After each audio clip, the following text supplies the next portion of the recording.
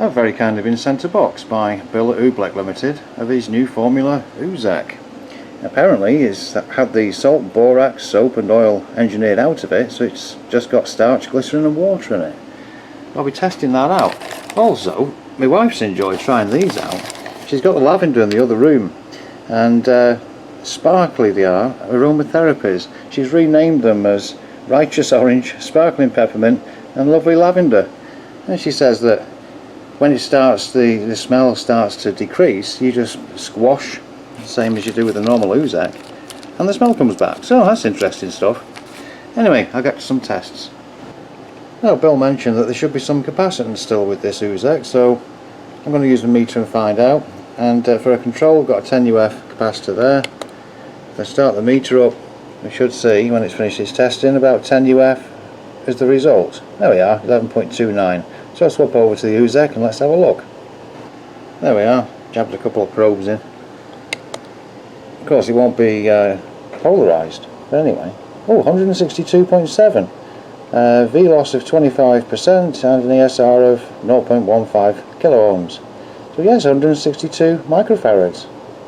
Ah, interesting.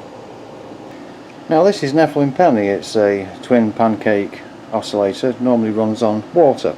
It's been running since 2011, and nowadays it runs on a piece of copper and a piece of magnesium strip. The copper doesn't go anywhere, the magnesium strip lasts about 3 months. The problem though, as you can see, this looks like quite a new container and certainly doesn't date from 2011, and that's because our cats tend to knock it off and knock the pot off and spill all the water and what have you.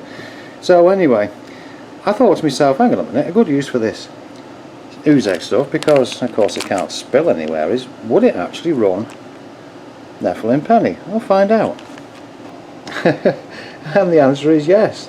I suppose now that it is just starch, glycerin and water, it should do. You know, the water content. The thing is though, that this stuff takes ages to dry out.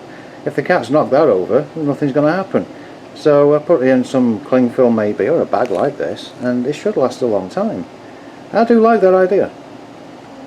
Here's a long story cut short. I tried to charge some using a USB power bank and it didn't take a charge at all, and I suppose because there's no salt in there, and of course the thing with the salt cell is it's right there in the name.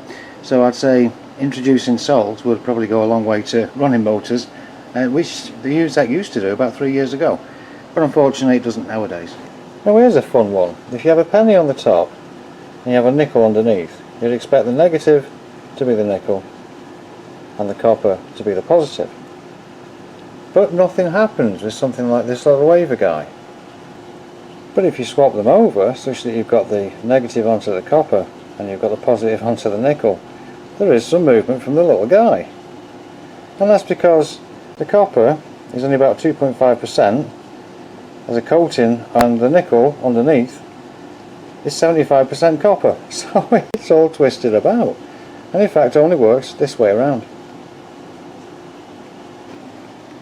But I think my use is going to be with efficient blocking oscillators and dual thief, that kind of a thing, and just as a long-lasting test run sort of material, because the Oozeq doesn't go anywhere, especially if I covered it in cling film.